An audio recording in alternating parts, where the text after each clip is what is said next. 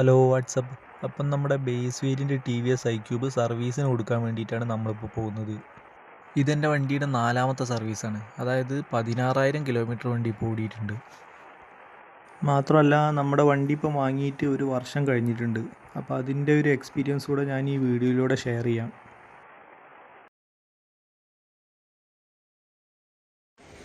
നമ്മളിപ്പോൾ T V എസിൻ്റെ service സെൻറ്ററിൽ എത്തിയിട്ടുണ്ട് കേട്ടോ. ഇത് കോഴിക്കോട് ബട്ട് റോഡിലുള്ള AKB മോട്ടോഴ്സിൻ്റെ സർവീസ് സെൻ്ററാണ്. അപ്പം ഞാൻ സർവീസ് സെൻറ്ററിനെ പറ്റി പറയാനുള്ള കാരണം എന്താണെന്ന് വെച്ചാൽ, ഞാൻ വണ്ടി എടുത്തതിന് ശേഷം ഫസ്റ്റ് 2 തവണയും ഇവിടുന്ന് തന്നെയാണ് സർവീസ് ചെയ്തിട്ടുണ്ടായിരുന്നത്. പക്ഷേ 3ാമത്തെ സർവീസ് ഞാൻ എൻ്റെ കുറച്ചുകൂടി ഒരു കൺവീനിയൻസ് നോക്കിയിട്ട് കോഴിക്കോട് ടൗണിൻ്റെ സെൻറ്ററായിട്ടുള്ള വേറൊരു സർവീസ് സെൻറ്ററിൽ കൊടുത്തിട്ടുണ്ടായിരുന്നു.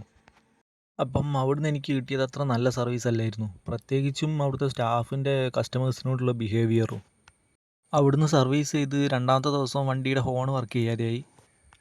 വണ്ടിയുടെ ബാക്ക് വീലിൻ്റെ സൈഡിലുള്ള ഗാർഡൊക്കെ ഇളകിയിട്ട് കടകടയെന്ന് അടിക്കാൻ തുടങ്ങി. ഇതൊക്കെ ആ സർവീസ് സെൻറ്ററിൻ്റെ കുഴപ്പം കൊണ്ടെന്ന് ഞാൻ പറയുന്നില്ല. പക്ഷേ എനിക്ക് ഇവിടുന്ന് സർവീസ് ചെയ്ത് കഴിഞ്ഞാൽ പിന്നെ അങ്ങനെയുള്ള ഇഷ്യൂകളൊന്നും വരാറില്ല. അതുകൊണ്ട് പിന്നെ ആ വർക്ക് ചെയ്യാതായ ഹോൺ നന്നാക്കാൻ ഞാൻ ഇവിടേക്കാണ് വന്നത്. ഇവരുടെ അടുത്ത് കൊടുത്തപ്പോൾ ഇവരൊരു 10 മിനിറ്റ് കൊണ്ട് തന്നെ അത് ശരിയാക്കി തരികയും ചെയ്തു. അപ്പോൾ ഞാൻ പറഞ്ഞു വരുന്നത്, നമ്മുടെ ഏത് വണ്ടിയാണെങ്കിലും 2-3 ഡീലർമാരുടെ അടുത്ത് നിന്ന് മാറി മാറി സർവീസൊക്കെ ഒന്ന് ചെയ്തു നോക്കുക. എന്നിട്ട് ബെറ്റർ സർവീസ് എവിടെയാണോ കിട്ടുന്നത് അവിടെ സ്ഥിരമായിട്ട് കൊടുക്കുക. പലരും പല വണ്ടീനെയും കുറ്റം പറയാനുള്ള കാരണം അത് സർവീസ് സെൻറ്ററുകാരുടെ പിടിപ്പുകേട് കൂടിയും കൊണ്ടാണ്. നമുക്ക് പ്രോപ്പറായിട്ടുള്ള സർവീസ് കിട്ടിയിട്ടില്ലെങ്കിൽ നമ്മളെ ബ്രാൻഡിനെയാണല്ലോ കുറ്റം പറയുക. ഈയിടെയായിട്ട് ഒരു യൂട്യൂബർ വീഡിയോ കണ്ടിട്ടുണ്ടായിരുന്നു. പുള്ളി ഒരു കാറ് വാങ്ങാൻ പോയിട്ട് ഷോറൂമിൽ നിന്നുണ്ടായ മോശം അനുഭവത്തെ പറ്റിയിട്ട്. അപ്പോൾ ഇതൊക്കെ എന്തിനാണ് നമ്മൾ കാശ് കൊടുക്കുന്ന കസ്റ്റമർ അനുഭവിക്കുന്നത്? നമ്മളല്ലേ പണം മുടക്കുന്നത്. അപ്പം നമുക്ക് ബെറ്റർ ആയിട്ടുള്ള സർവീസ് കിട്ടണം. അതുകൊണ്ട് തന്നെ നമ്മൾ ഏതെങ്കിലും 2-3 സർവീസ് സെൻറ്ററുകൾ എക്സ്പീരിയൻസ് ചെയ്ത് നോക്കുക. എന്നിട്ട് ബെറ്റർ ആയിട്ടുള്ള സർവീസ് സെൻറ്റർ ചൂസ് ചെയ്യുക. ഓരോ സ്ഥലത്തും കൃത്യമായിട്ടുള്ള റിവ്യൂ റേറ്റിംഗ് ഒക്കെ കൊടുക്കുക. മോശം സർവീസ് സെൻറ്ററുകളിലേക്ക് ആളുകൾ പോകാണ്ടെന്നാൽ അവർ താനേ ഈ പരിപാടി നിർത്തിക്കോളും. ഓക്കെ, അപ്പോൾ ഇതാണ് കേട്ടോ നമ്മളെ 2 ഐ ക്യൂബുകളും. ഇതിൽ വൈറ്റാണ് ബേസ് വേരിയൻ്റ് ഐ ക്യൂബ്. ഇതിന് 75 കിലോമീറ്ററാണ് റേഞ്ച്. ഗ്രേ വരുന്നത് ഇതിൻ്റെ തൊട്ടടുത്ത മോഡലാണ്. അതിന് 100 കിലോമീറ്ററാണ് റേഞ്ച്. ഞാൻ വാങ്ങുന്ന സമയത്ത് ബേസ് വേരിയൻറ്റിന് 1.25ഉം അതിൻ്റെ അടുത്ത വേരിയൻറ്റിന് 1.50 ആയിരുന്നു ഓൺ ദ റോഡ് വില. ഇപ്പോൾ ബേസ് വേരിയൻറ്റിൻ്റെ ഓൺ ദ റോഡ് വില 1.15ഉം 2ാമത്തെ വേരിയൻറ്റിൻ്റെ വില 1.35 ആണെന്ന് തോന്നുന്നു. 2ാമത്തെ വേരിയൻറ്റിൻ്റെ റേഞ്ച് 115 കിലോമീറ്ററിലേക്ക് അപ്ഗ്രേഡ് ചെയ്യുകയും ചെയ്തിട്ടുണ്ട്. ഈ 2 വേരിയൻറ്റ് വണ്ടികളും തമ്മിൽ റേഞ്ചിൻ്റെ കാര്യത്തിൽ മാത്രമേ വ്യത്യാസമുള്ളൂ എന്നാണ് കേട്ടോ കമ്പനി പറയുന്നത്. പക്ഷേ ഞാൻ ഈ 2 വേരിയൻറ്റ് വണ്ടികൾ ഉപയോഗിക്കുന്നതുകൊണ്ട് എനിക്ക് വേറെയും ചില മാറ്റങ്ങളൊക്കെ തോന്നിയിട്ടുണ്ട്. അതിലൊന്ന് എന്ന് പറഞ്ഞാൽ കംഫർട്ടാണ്. ഈ ഷോക്ക് അബ്സോർബറൊക്കെ ചെറിയ കുഴികളിലൊക്കെ ചാടുന്ന സമയത്ത് ബേസ് വേരിയൻറ്റ് കുറച്ചുകൂടെ കംഫർട്ട് കുറവായിട്ടാണ് എനിക്ക് തോന്നിയത്. അതുപോലെ തന്നെ വണ്ടിയുടെ ബ്രേക്കിംഗ് ഒന്നുകൂടെ എഫിഷ്യൻ്റായിട്ട് എനിക്ക് തോന്നിയത് ഈ കൂടിയ വേരിയൻറ്റിലാണ്.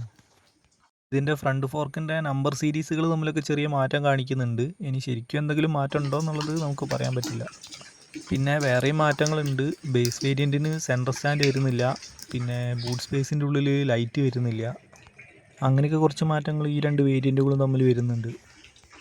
പിന്നെ ഇത് തമ്മിലുള്ള വേറൊരു മാറ്റം എന്ന് പറഞ്ഞാൽ ചാർജിങ്ങിൻ്റെ ടൈമാണ്.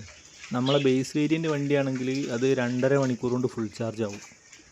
പക്ഷേ 100 കിലോമീറ്റർ റേഞ്ച് കിട്ടുന്ന വണ്ടിയാണെങ്കിൽ അതിന് ഏകദേശം 4.5 മണിക്കൂറോളം ചാർജിങ് ടൈം വരുന്നുണ്ട്. നമ്മളെ ബേസ് വേരിയൻ്റ് വണ്ടിയാണെങ്കിൽ നമ്മൾ വൈകിട്ട് ജോലി കഴിഞ്ഞ് വീട്ടിലെത്തി ഒരു 7 മണിക്ക് ചാർജിലിട്ടാലും ഒരു 9:30-10 മണിയാകുമ്പോഴേക്ക് വണ്ടി ഫുൾ ചാർജ് ആവും. പക്ഷേ 2ാമത്തെ വേരിയൻ്റ് വണ്ടീൻ്റെ ബാറ്ററി പാക്ക് കൂടുതലായതുകൊണ്ട് തന്നെ അതിൻ്റെ ചാർജിങ് ടൈമും കൂടുതലാണ്.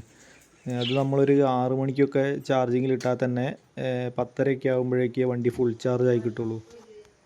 പിന്നെ ഇതിൻ്റെ ചാർജിങ്ങിൻ്റെ കാര്യം പറഞ്ഞല്ലോ, നമ്മളെ നോർമൽ 3 പിൻ പ്ലഗ് എന്നാണ് ഈ വണ്ടി ചാർജ് ചെയ്യുക. നമ്മളെ ഐ ക്യൂബ് വണ്ടിക്ക് DC ഫാസ്റ്റ് ചാർജിങ് സപ്പോർട്ടല്ല. അതുകൊണ്ട് തന്നെ ഈ ഫാസ്റ്റ് ചാർജിങ് ഉള്ള സ്റ്റേഷനുകളിൽ നിന്ന് നമ്മൾ ഈ വണ്ടി ചാർജ് ചെയ്യാനും പറ്റില്ല. ഇത് ഒന്നെങ്കിൽ നമുക്ക് KSEBയുടെ പോസ്റ്റിൽ സ്ഥാപിച്ചിട്ടുള്ള ആ ഒരു ചാർജിങ് സ്റ്റേഷനിൽ നിന്ന് നമുക്ക് ചാർജ് ചെയ്യാൻ പറ്റും. അതല്ലെങ്കിൽ നമ്മളെ അടുത്തുള്ള TVSൻ്റെ ഏത് ഷോറൂമിൽ നിന്നും നമുക്ക് ചാർജ് ചെയ്യാനുള്ള സൗകര്യം അവർ ഒരുക്കി തരുന്നുണ്ട്. ഞാൻ ഈ വണ്ടി പൊതുവേ പുറത്തുനിന്ന് ചാർജ് ചെയ്യാറില്ല, വീട്ടിൽ നിന്ന് തന്നെയാണ് ചാർജ് ചെയ്യുന്നത്. കൂടുതൽ ദൂരമൊക്കെ ഉള്ള സ്ഥലത്തേക്ക് നമ്മൾ പെട്രോൾ ബൈക്ക് എടുത്തിട്ടാണ് പോവാറ്. പിന്നെ ഈ 2 വണ്ടികളും ഇത്രയും കാലം ഉപയോഗിച്ചിട്ടുള്ളൊരു റിവ്യൂ എന്ന് പറഞ്ഞാൽ ഇതുവരെ കാര്യമായിട്ടുള്ള പ്രശ്നങ്ങളും ഒന്നും വന്നിട്ടില്ല. സർവീസും കാര്യങ്ങളൊക്കെ പ്രോപ്പറായിട്ട് കിട്ടുന്നുണ്ട്. പിന്നെ 1, 2 ചെറിയ ഇഷ്യൂസ് ഉണ്ടായിരുന്നത് നമ്മൾ മുന്നത്തെ വീഡിയോയിൽ പറഞ്ഞിട്ടുണ്ടായിരുന്നല്ലോ. അതായത് ഈ ബേസ് വേരിയൻ്റ് വണ്ടിയുടെ ബൂട്ട് സ്പേസിൻ്റെ ഉള്ളിലേക്ക് ആ പാനൽ ഗ്യാപ്പിൻ്റെ ഉള്ളിൽ കൂടെ ചളി അടിച്ച് കയറുന്നൊരു പ്രശ്നം ഉണ്ടായിരുന്നു. ആ ഒരു ഇഷ്യൂ അവർ അവിടെ ആ ഗ്യാപ്പിൻ്റെ സ്ഥലത്ത് അവർ സിലിക്കൺ ഇട്ട് ഒട്ടിച്ച് തരികയാണ് ചെയ്തത്. അല്ലാതെ ആ പാനൽ മാറ്റി തരുമൊന്നും ചെയ്തിട്ടില്ല. ഇനി പുതിയ അപ്ഡേറ്റ് വരികയാണെങ്കിൽ ചെയ്തു തരാമെന്ന് പറഞ്ഞിട്ടുണ്ടായിരുന്നു. പക്ഷേ നിലവിലിപ്പം അങ്ങനെ അത് ഒട്ടിച്ച നിലയിൽ തന്നെയാണ് ഉള്ളത്. പിന്നെ കണക്ടിവിറ്റി ആയിട്ട് ബന്ധപ്പെട്ടിട്ടുള്ള ചെറിയൊരു ഇഷ്യൂ ഉണ്ടായിരുന്നു. നമ്മളെ വണ്ടി ഇപ്പം വാങ്ങിയിട്ട് 1 വർഷം കഴിഞ്ഞിട്ടുള്ളത് കൊണ്ട് തന്നെ നമ്മളാ കണക്ടിവിറ്റീൻ്റെ വാലിഡിറ്റി കഴിഞ്ഞിട്ടുണ്ട്. മൊബൈൽ ആപ്പ് കണക്ടിവിറ്റിക്ക് അവർ 1 ഇയറാണ് ഫ്രീ വാലിഡിറ്റി തരുന്നത്. പിന്നെ 1 ഇയർ കഴിഞ്ഞിട്ട് വേണമെങ്കിൽ നമ്മൾ അത് പേ ചെയ്തിട്ട് തന്നെ എടുക്കണം.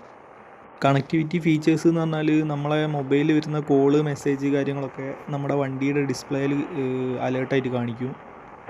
പിന്നെ ലൈവ് വെഹിക്കിൾ ട്രാക്കിംഗ് ഉണ്ട്. അതായത് നമ്മളെ വണ്ടി നമുക്ക് എവിടെ ഇരുന്നിട്ടും മൊബൈൽ വെച്ചിട്ട് അതിൻ്റെ ലൊക്കേഷൻ കണ്ടുപിടിക്കാൻ പറ്റും. പിന്നെ നമുക്ക് വണ്ടിയുടെ ഡിസ്പ്ലേയിൽ പോകുന്ന സ്ഥലത്തേക്കുള്ള നാവിഗേഷൻ സെറ്റ് ചെയ്യാൻ പറ്റും. പിന്നെ വണ്ടി ചാർജിലിട്ടതാണെങ്കിൽ വണ്ടിയുടെ ചാർജിങ് പെർസെൻറ്റേജും നിലവിൽ എത്ര പെർസെൻറ്റേജ് ചാർജ് ഉണ്ട് എന്നുള്ളതും നമ്മളെ മൊബൈലിൽ അറിയാൻ പറ്റും. ഇങ്ങനെയൊക്കെയുള്ളൊരു 11 ഫീച്ചേഴ്സാണ് അവർ കണക്ടിവിറ്റി ആപ്പ് വഴി കൊടുക്കുന്നത്. അതിന് 1 ഇയറിലേക്ക് 800 രൂപയാണ് അവർ ചാർജ് ചെയ്യുന്നത്. അപ്പോൾ ഇത്രയും കാര്യങ്ങളൊക്കെയാണ് നമുക്ക് ഈ 2 വണ്ടികളും ഇത്ര കാലം യൂസ് ചെയ്തിട്ടുള്ളൊരു റിവ്യൂ ആയിട്ട് പറയാനുള്ളത്. ഇനിയിപ്പം നമ്മൾ ഈ ബേസ് വേരിയൻ്റ് വണ്ടി ഇപ്പോൾ 1 വർഷമായിട്ടുണ്ടല്ലോ. അപ്പം 1 വർഷം ഞാൻ ഉപയോഗിച്ചതിന് ശേഷം അതിൻ്റെ റേഞ്ചിൻ്റെ കാര്യത്തിൽ എന്തെങ്കിലും ഡ്രോപ്പോ മറ്റോ വന്നിട്ടുണ്ടോ എന്നുള്ള ഒരു റേഞ്ച് ടെസ്റ്റും കൂടെ ഞാൻ അടുത്ത വീഡിയോയിൽ ചെയ്യാം. അപ്പോൾ ഈ വീഡിയോ കാണുന്നവരൊന്ന് ചാനൽ സബ്സ്ക്രൈബ് ചെയ്യുക, വീഡിയോ ലൈക്ക് ചെയ്യുക.